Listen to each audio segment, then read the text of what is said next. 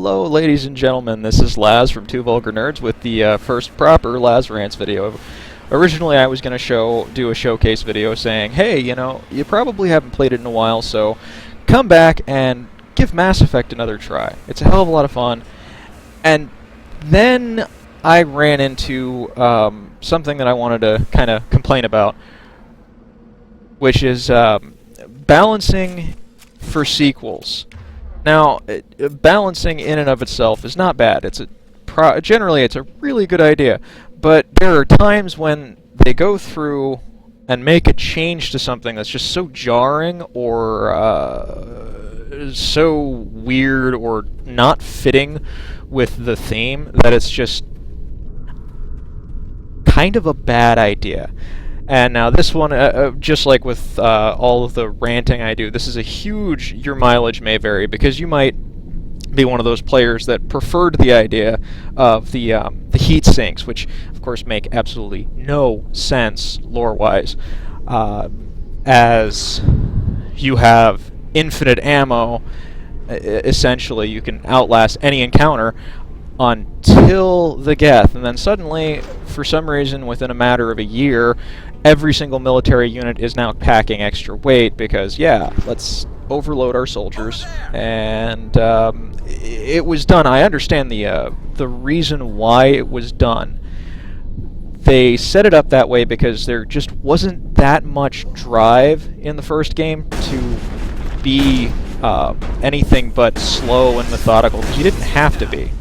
You could just kind of sit there and do what I'm doing. As long as you managed your heat output, you didn't feel any real particular rush to move on. You could just sit there and kind of funnel enemies.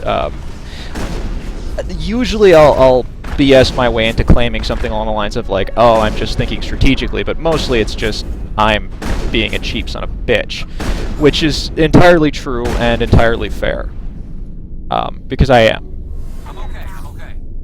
That being said, it completely changed the way the game was paced, the way it played, because in the second Mass Effect game, you went from being able to take your time to suddenly having this feeling that there's a rush. Some of the fights that probably would have been a little bit less twitchy for me, personally, were ruined. The immersion was kind of ruined because I'm sitting there thinking, you know, I have to get up and run because the only weapon I'm any good with is now completely empty. And yeah, a good chunk of the players, enough of the players, were looking at it and going, I don't like this infinite ammo mechanic because it doesn't feel shooty enough for me. Okay, and it makes sense from a business perspective. Yeah, they're going to need to change things so that the majority of the player base is happy, but it just doesn't feel very Mass Effect-y. To run around and have to slide and jump over cover, it feels a lot more like Gears of War, which was not really what I look for in a game like this. I want to play something that's a little bit more cerebral. I mean, if it's supposed to be like a combat ARPG of some kind, I'm not looking for having to. Oh yeah, good idea, Garrus. Stand next to the plasma containment tank. That's another problem that you have with it sometimes. Is your companions are not always very smart. Just not to say that I'm very smart at all times, but there are moments where I feel like a certified genius. And, of course, they got rid of the Mako, which just about nobody actually enjoyed, which is, it's fair, because the Mako was not fun for some folks. And, you know, you can't really complain about the people that'll say, I don't like having something that handles like it's made out of Lego pieces and... But sometimes developers take that to a bit of an extreme. I mean, the sniper rifles. I'm used to running around in Mass Effect. I got used to a sniper rifle that was essentially something that I could rely on, not something that I had to kind of go, well, I can use this twice, and then I'm hosed. When you're building a sniper-based character and then you realize that your entire reason for being is basically not going to give you any real gameplay value, it gets to be a little frustrating. This plays into some of the balancing issues, like Medal of Honor, not Warfighter, the one that immediately preceded it. They actually spent some time working with some of the military community to actually give the shooting, the gunplay, some realistic feel. Shotguns were no longer were complained about from the multiplayer aspect for a while, because unlike the majority of first-person shooters, with their complete lack of recognition of the laws of physics, you went and actually had a shot that went 70 or 80 yards. So you didn't have this, well, your shotgun mysteriously dissipates into confetti after 5 feet. And it's understandable, because shotguns are fairly powerful. They're not exactly lightweight. I mean, you're basically getting hit with 9 to 14 32 caliber bullets at once. It's not going to be easy to represent that in gameplay without making it really unpleasantly overpowered, because you are looking at a situation where most gameplay takes place well within close quarters combat ranges. You're looking at, maybe 100, 200 yards. So when you realize that the shotgun is most potentially lethal at those ranges, for most of those ranges, especially since most of the firefights are less than 20 feet, it starts to make a little bit of sense why you do that. But I still say that's kind of bullshit, because you are pampering a specific subset of your players. And sometimes that happens, like with Mass Effect, where they added the heat sinks, where not only does it make no lore sense, but it completely changes the flow of the game. And some folks really don't like that, myself included, which is why I'm bitching about it on recording. Ha ha ha ha. So you're looking at these changes, and some people are like, yay, this is great. But is it really? Because Mass Effect 2 is suddenly Gears of War Reaper Edition, or that's really what it comes down to feeling like. And yeah, that's not very fair of me to say, because the developers worked their asses off. BioWare is not exactly, until EA started restructuring everything, and the Star Wars: The Old Republic debacle and everything, they've been doing a really freaking good job at trying to make everybody happy, at least a little bit. I mean, yeah, there were the story bits that people didn't care about, or didn't care for with Mass Effect 3 and so on and so forth, but for the most part, they've kept the balance nice. I mean, the shotguns in Mass Effect, the shotguns actually feel pretty meaty. They don't feel like a useless confetti-spitting claymore mine with a lot of games, they feel like a claymore mine with a stock. You just kind of point it in the general direction of your enemy and pray that they're close enough for it to kill them. And that's the majority of my bitching here, is that it's really hard to balance good combat, especially in anything that has any form of competitive combat, with anything approaching reasonably realistic, or even reasonably realistic methods, because at the ranges we shoot in these games, especially in the Call of Duties, the Modern Warfare, all these different games, at the ranges we generally engage our targets, the shotgun really is your do-all solution.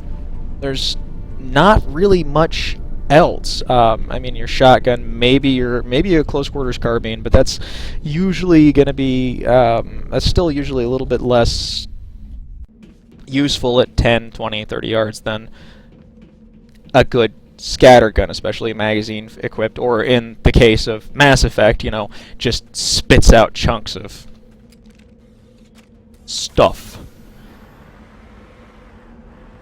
The Mako balancing thing, removing it from game entirely so that it didn't have to be balanced, is mostly just a personal gripe that has no foundation in anything other than, damn it, I really liked driving this little ping pong ball around.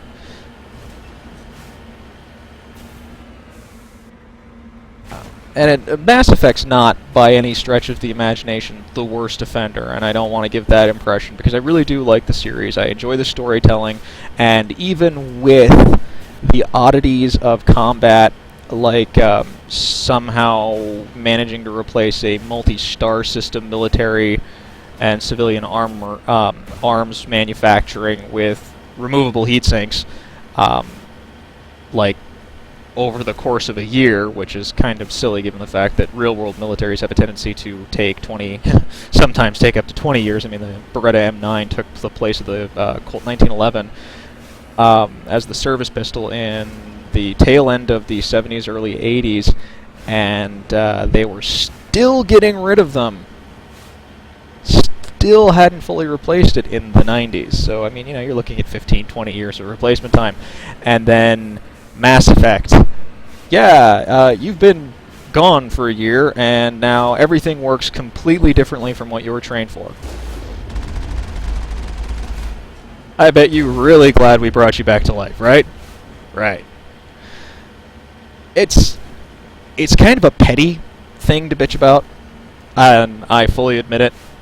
It's a really petty thing to bitch about, and I see the design reasoning for it, because they really needed to be able to control the flow of gameplay. I mean, when you've got an objective, it kind of makes very little sense from a gameplay perspective. If you've got this pressing issue, it doesn't make a whole hell of a lot of sense for a player to be able to sit there and screw around behind cover for, you know, 10, 15, 20 minutes when the story behind it says, you know, you've got to do this, you've got to do it now. This guy's going to get away in like 5 minutes, and then, you know, 30 minutes later you lazily wander your way past. And the heat sinks do a good job. I think it might have been a little bit easier to swallow if, say, a number of civilian grade weaponry had kept the original mechanic with the cooldown, even basic military gear, and then had the mechanic for the heatsink as the Spectre grade and beyond, the true special forces. It doesn't matter how long you can shoot. It matters that you need to be able to put out a lot more firepower, maybe heavier damaging weapons to make up for it. You have to be able to put out a lot more firepower. I mean, you can see here, this is where the Mako really annoyed a lot of people, because nobody likes that. I can't control this.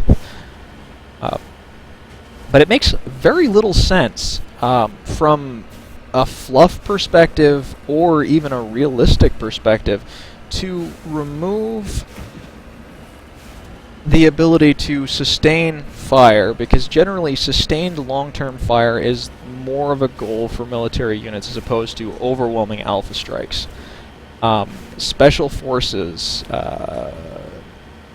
really hardcore special forces, deniable operations teams, stuff like the Spectres, those you expect to be high burst damage, high alpha strike, but not necessarily something that we would need to be able to absolutely require it to have a unlimited ammunition for.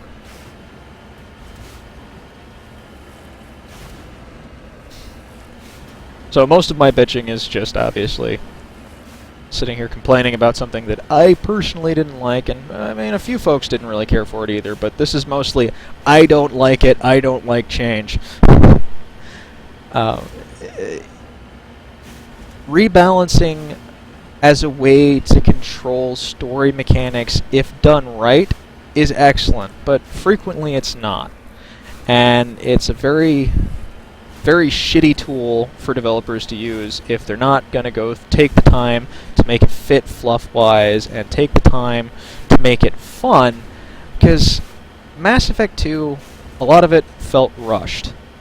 I actually put down the game and walked away for quite a while because it felt rushed when I had to sit there and turn around and scramble around for more heat sinks, because I was playing an infiltrator. The only thing I was qualified to use was a sniper rifle. So I got 1 or 2 shots off, and I reloaded 4 times, and I was completely out of ammo, which most of their combat scenes are not set up for that. So I spent more time looking for ammo than actually playing the character that I was playing, the hardened sniper that kind of sits in one place and slowly picks off enemies, because I wasn't sitting in one place. I spent more playtime looking for ammunition, looking for thermal clips, than I did actually aiming down the sights and picking off enemies. And it's kind of sad. I want to say it was a grenade launcher was the first heavy weapon I got that I kept, and I spent more time lobbing grenades than I did using the rifle that I was trained with. So sometimes, as a vehicle for adding urgency, trying to push the player into proceeding more quickly, balancing isn't balancing by completely removing or replacing a mechanic isn't necessarily the best way to go. They didn't make the game unfun, but it's certainly a pain in the ass to suddenly go from what we have here, ooh, easily managed heat mechanic, I must fire in bursts, to, well, every 5 minutes I have to stop and completely stop what I'm doing, ignore my enemies, let my teammates die because I'm out of ammo! This is a pretty clean rant. I didn't get too vulgar. Sorry. Or, you know, not sorry. Really don't care. But that's my 2 cents on this whole, we need to rebalance things, it needs to be Call of Duty like. Yeah, we get it. Call of Duty is ridiculously, obscenely successful. And part of the reason is we have each and every new generation of gamer that starts getting their hand on cash has been sinking money into it. And part of it is because even some of the most dedicated I hate Call of Duty players secretly end up buying it. Their sales figures kind of support that. When you look through, you see it's hard to deny why developers fall back on tried and tested mechanics when Call of Duty has been, the Modern Warfare series has been the exact same reskinned game over and over and over. Sometimes they introduce one minor little thing, like I want to say it was the last Modern Warfare, I want to say is the title. I don't really keep track. I used to pick up an 18-pack of beer and then go hang out with a buddy of mine who had a brother that picked up the Call of Duty games like clockwork, so, you know, we'd jack the console edition out of and play it on the console while getting completely and utterly hammered, passing the controller off until either we couldn't pass a place or we just decided to say screw it and throw grenades everywhere. And I think the most notable change I ever saw was they added an underbarrel attachment. Ooh. And then a bit later they added the flip-to-side magnifiers that you see on some of the Gun Bunny. Every once in a while you can see like a gun website and somebody's got one of the like an E-Attack or my personal preference, the Trigicon holographic zero mag sights, and then there's a like 3-by magnification, a 3-power magnification, flip to side scope, which really is kind of useless. I mean, they're great for 3-gun and they're great for competition, but outside of that, they're generally useless because at the ranges you're going to be pegging your the ranges you're going to be pegging a deer with, or well, deer is about the biggest thing you're going to take out with that thing. You don't really need the 3 by magnification because it's a fairly decent sized target, but it's neither here nor there. That's just me trying to extend video playtime. Yeah, that pretty much wraps up the entirety of my bitching about that and overstates it. But that's what the rants are all about, is I just sit here and I bitch and you listen or you don't. It's funny shit. Anyway, this has been Laz Rants, Balance in Gaming and Sequels. I hope you enjoyed it. Night.